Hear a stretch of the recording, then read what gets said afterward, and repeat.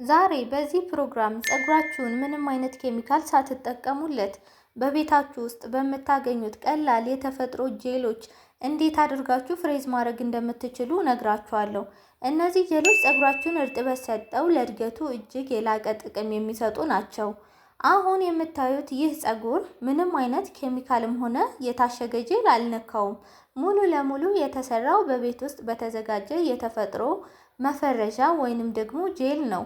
ሰላም ጤና ይስጥልኝ የዚህ ቻናል ቤተሰቦች እንደምንቆያችሁ። ይሄ ጄል ፀጉራችሁን ውብ ፍሪዝ ከማድረጉም በላይ እንዳይበጣጠስና እንዲያድግ ያደርገዋል። ዛሬ ይህንን አስደናቂ የተፈጥሮ ጄል በቤታችሁ ውስጥ እንዴት እንደምታዘጋጁና አዘጋጅታችሁ ደግሞ እንዴት እንደምትጠቀሙ በዝርዝር አሳያችኋለሁ። ወደ ዋናው ክፍል ከመሄዳችሁ በፊት ግን ለቻናሉ አዲስ ከሆናችሁ ሰብስክራይብ በማድረግ የቤተሰባችን አባል ሁኑ። ቪዲዮውን ደግሞ ላይክ በማድረግ ጀምሩት። አሁን ቀጥታ ወደ አዘገጃጀቱ እንሄዳለን። ፀጉራችሁን ጤናማ በሆነ መልኩ ፍሪዝ ለማድረግ ሁለት እጅግ በጣም ምርጥና ተጠቃሽ የሆኑ የተፈጥሮ ጄሎችን እናዘጋጃለን። የፈለጋችሁትን አንዱን መርጣችሁ መጠቀም ትችላላችሁ። እሱም ተልባና እሬት ናቸው። አዎ ተልባና እሬት ለፀጉር ጤናና ውበት እጅግ በጣም አስገራሚ ጥቅሞች አሏቸው። በተለይ ደግሞ ፀጉርን በተፈጥሯዊ መንገድ ለማንከባከብ ለማሳደግና ፍሪዝ ለማድረግ በጣም ተመራጭ ናቸው። አንደኛና የመጀመሪያው ፀጉርን በተፈጥሯዊ መንገድ ፍሪዝ የማድረጊያ ሜትድ የተልባ ጄል ነው። ተልባ በውስጡ ከፍተኛ ኦሜጋ 3 ፋቲ አሲድ፣ ቫይታሚን ኤ እና ፕሮቲንን ይዟል።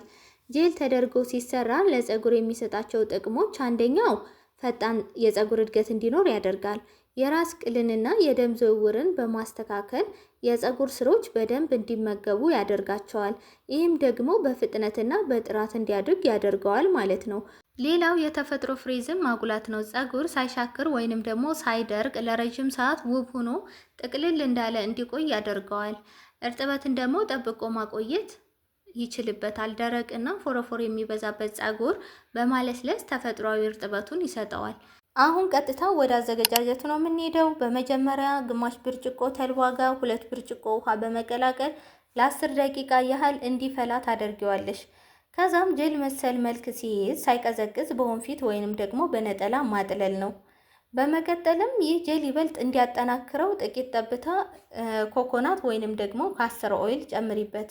ስትቀቢው ነጫጭ እንዳይሆን ይረዳዋል። ብዙ ሰዎች የተፈጥሮ ጄል በተለይ ደግሞ ተልባን ሲጠቀሙ ፀጉራቸውን ፍሪዝ ለማድረግ በሚጠቀሙበት ሰዓት የሚገጥማቸው ዋናው ችግር ሲደርቅ ነጭ ነጭ መሆን፣ መበጣጠስ ወይንም ደግሞ አመድ መስሎ የመቅረት ነገር ይታይበታል። ይህ እንዳይሆን ዋናው ነገር ፍሪዙ ውብ ሆኖ ጥቁር ሆኖ እንዲቆይልን ስለምንፈልግ፣ ስለዚህ ጄሉን ከመቀባትሽ በፊት መጀመሪያ ፀጉርሽ እርጥብ መሆን አለበት።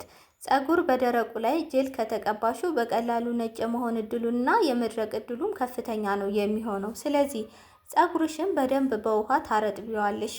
ከዛም ቀለል ያለ የፀጉር ቅባት እንደ አቮካዶ ወይንም ደግሞ ኮኮናት ኦይል መቀባት ትችያለሽ። ትንሽ ጠብታ ፀጉርሽ ላይ ታደርጊና ታዳርሻዋለሽ። ቅባቱ እርጥበቱን ቆልፎ እንዲይዘው ስለሚያደርገው በስተመጨረሻም ጄሉን በላዩ ላይ ስትቀቢው ውሃው በቅባቱና በጄሉ አንድ ላይ ሲዋሃድልሽ አመድ የመምሰል እድል አይኖረውም ማለት ነው።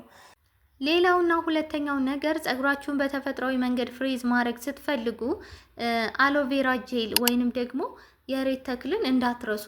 ሬት በውስጡ ከ75 በላይ የሚሆኑ ንጥረ ነገሮችን እና ማዕድናትን የያዘ ነው። ጥቅሞቹም አንደኛ የራስ ቅልን ጤንነት መጠበቅ ማለትም ፎረፎሩን ያጠፋሉ። ሬት በባህሪው የጸረ ባክቴሪያና የጸረ ፈንገስ ባህሪ ስላለው የራስ ቅልን ማሳከክ፣ መቅላት እንዲሁም ደግሞ ፎረፎርን በከፍተኛ ሁኔታ ያጠፋል። ሌላው ፀጉር መነቃቀልን ያስቆማል። በውስጡ ያለው ንጥረ ነገር የራስ ቅል ላይ ያሉ የሞቱ ሴሎችን በማደስ የፀጉር መነቃቀልን እንዲቆም ያደርጋል። ሌላው የሬት ጥቅም እርጥበት ይሰጣል። ልክ እንደ ውሃ በቀላሉ ወደ ፀጉር ዘለላዎች ውስጥ የመቅረት አቅም ስላለው ፀጉር እንዳይደርቅና እንዳይሻክር ይረዳዋል ማለት ነው። ሌላው የፀጉር ፒኤች መጠንን ይቆጣጠራል። የራስ ቅልን ተፈጥሯዊ የፒኤች መጠን ስለሚጠብቅ ፀጉር ጤናማና የሚያብረቀርቅ እንዲሆን ያደርገዋል። አዘገጃጀቱም የሬት ቅጠልን በመቁረጥ ቢጫውን ፈሳሽ ነገሩን እንዲወጣ ለትንሽ ደቂቃ በንጹህ ውሃ ዘብዝፋችሁ ታቆዩታላችሁ። ከዚያም በደንብ አጥባችሁ ውጫዊውን አረንጓዴውን ክፍል በመላጥ በውስጡ ያለውን ንጹህ ጄል ታወጡታላችሁ ማለት ነው። በመቀጠልም በብሊንደር ፈጭታችሁ በመፍጫ ውስጥ አድርጋችሁ ትፈጩትና አሁን ጄሉ ፀጉራችሁ ላይ ለመቀባት ዝግጁ ሆነ ማለት ነው። ፀጉራችሁ ንጹህና በደንብ እርጥበት ያለው መሆን አለበት፣ ምርጥ ፍሪዝ ለማግኘት ማለት ነው። ጄሉን ከመቀባታችሁ በፊት ፀጉራችሁ እርጥብ መሆን አለበት። ከዛ እነዚህን 3 ደረጃዎች ተከተሉ። ደረጃ 1 ፀጉራችሁን በ4 ወይም በ6 ቦታ አካፍሉት። ይህንን የምታደርጉበት ምክንያት ጄሉ የእያንዳንዱን የፀጉር ዘለላ ላይ በደንብ እንዲዳረስ ይረዳዋል ማለት ነው። ሁለተኛው ደረጃ ሊቪንግ ኮንዲሽነር ወይንም ቅባት መቀባት። ከጄሉ በፊት የተለመደውን ማለትም በየቤታችሁ የለመዳችሁትን የፀጉር ቅባት ብታደርጉ ፀጉራችሁ እንዳይደርቅ ያደርገዋል። ሶስተኛው ደረጃ ጄሉን መቀባትና ፍሪዝ ማድረግ ነው። አሁን ያዘጋጃችሁትን የሬት ጄል እየወሰዳችሁ ከፀጉራችሁ ስር እስከ ጫፍ ድረስ በደንብ ትቀቡታላችሁ። ከዛም ምጣቶቻችሁን እንደ ማበጠሪያ በመጠቀም ፀጉሩን ወደ ታች እየሳባችሁ በተፈጥሮ የጥቅልል ቅርጽ እንዲይዝ እያደረጋችሁ ትጠቀልሉታላችሁ ማለት ነው። በመጨረሻም ፀጉሩን ወደ ላይ በእጃችሁ እያጨማደዳችሁ ፍሪዙ ይበልጥ ጎልቶ እንዲወጣ ታደርጉታላችሁ።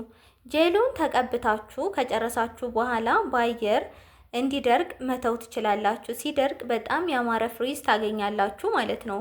ሌላው ሁለቱንም በአንድ ላይ መጠቀም እንችላለን ወይ ብለው የሚጠየቁ ጥያቄዎች አሉ።